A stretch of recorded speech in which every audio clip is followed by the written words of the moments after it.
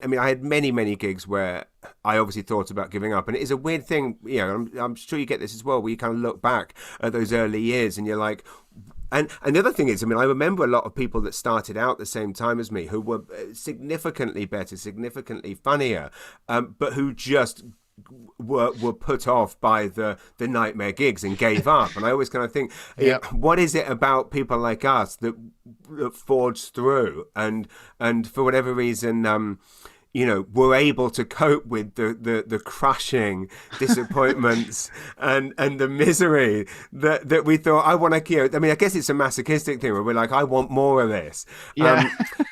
And then also, I mean, I guess it's also that thing about, you know, the ego of performers that, like, even though audiences were telling us that they didn't want us to by not laughing and booing us off, the fact that we crave attention so much that we are willing to go through that just for the rare night where it went well, and it's just, you know, it fascinates me as a concept. But the one where I cannot believe that I kept going was I'd been maybe going for about 3 years and managed to secure a 10-minute open spot at the Comedy Store on a Saturday night, which was like the holy grail of open spots. And of course, I mean, the crazy thing with English open mic nights was once you decided you wanted to do stand-up and you would write to a comedy club to get on the waiting list to do a set, it was like 10 months away. Like it was, so it would take literally. I mean, the waiting list would just. So anyway, you would do well at the store on a Thursday, and then you would wait 6 months, and you would get to do a Friday. So I got this holy grail. It was like it was the early show, a Saturday night. Now actually she was my wife at this point. We'd been married for maybe 2 years, and she basically hadn't seen me for 6 months because I would work all day, and then every night I would get on a train and travel to somewhere across the UK to do a show, sleep on a train platform for the night, come back. I mean, we literally, I mean, and it's a weird thing when you tell your partner and your new wife that basically, hey, you know, we don't see much of each other right now. Well, I'm gonna take up stand-up comedy. So not only are we not going to see each other in the evenings anymore, you won't see me at weekends either. And she goes, oh, well, at least we'll have a bit more money. No, we're gonna have a lot less money because I'm not going to be paid a cent for at least 5 years. So any money we do have, or anything that's left in the overdraft, is going to be spent by me taking a £50 train to the middle of nowhere to die on my ass, and then spend any money's going on cabs, train fares. And then when you do see me once a month, I'm going to be so depressed because I'm going to have been booed off stage for the previous night. It's a weird thing to say to people. Do you take this man to be your love? Exactly right. Wow. And then so I get this holy grail of the Saturday night open spot, and so I say to her, look, you haven't seen me perform in about a year. You've barely seen me in 6 months. I'm like, come and see. You can see where this is headed. Come and see how great I've got, how much I've improved as a comic. You know what else? I mean, this night, because if you do well on a Saturday night, there's a chance you could get booked for the week, you know, as a Comedy Store comedian.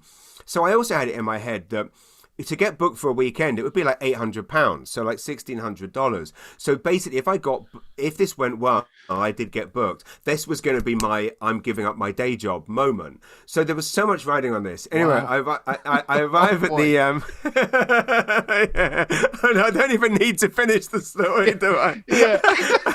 And so we get to the club, and I'm all excited, and I've got this set, which again I've been done 1,000 times. It wasn't like I was testing something different. Anyway, I go into the dressing room. It's full of, as the Comedy Store always is, it's like back-to-back killers. Because they don't do headliners and so forth in England. It's basically 4 headliners. So it was Sean Collins, his mate Mike Gunn, I think Phil Nichol was there. It's 4 of the biggest comedians in the UK that I've watched a million times. I'm in the dressing room. Long story short, they bring me out on stage. The MC,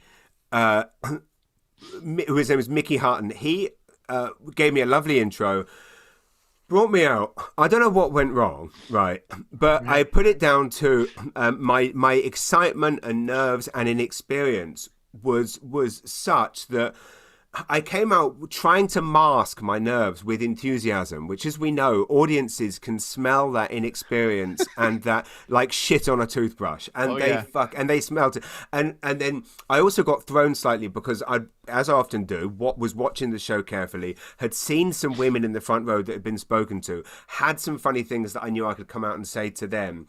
That would then lead into my first joke. Anyway, I come out, they're not there, so I'm thrown by that. And I'm really over the top, like trying to, and it's they're not, no one loves anything. It's just going appallingly. About 7 minutes in, someone shouts, "You unfunny cunt," and. And then the rest of the room join in, and it's like they are chanting, like 400 people chanting, "Unfunny cunt, unfunny." And of course, you never go over and you never go under. But I'm 7 minutes, and I'm up there thinking, I think the club would agree I should get off. So I walk off the stage, and in the dressing room, all the comics who had been so nice to me beforehand are literally, they won't make eye contact with me. And they're actually edging away from me like my unfunniness is contagious. And there's also a kind of an anger that they're emitting, which is kind of like, you know, how dare you think you can do what we do, right? Right, and how dare you come into this sacred haven of comedy and also ruin that audience's night? Like there was that kind of rage, and so I sheepishly walked through the dressing room and into the audience, and my wife was sat on the end of the row, having witnessed this, obviously thinking, what the fuck have you been doing for the last 6 months? Like, because you know what it's like also for non-comedians or comedians, you know what it's like when you see someone bomb. You cannot imagine how they could ever do well.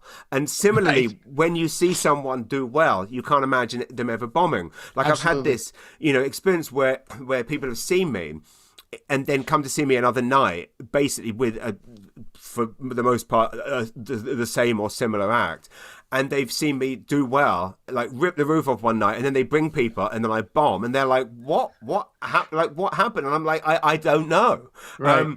And it's often hard to put your finger on what that thing is, but it's hard anyway. So she's obviously thinking that is just terrible, and of course that act had gone perfectly well the night before somewhere else. Right. Anyway, I go up to her and I say, "We should go. We should get out. Like 400 people in this room hate me." And she goes, "Yeah, we should, but can we leave separately? Like, can you go out first?" Like, she didn't want to be seen with me. Like that. Wow. And she's your wife, right? My wife, and she did not want to be seen leaving with the loser that had ruined everyone's night.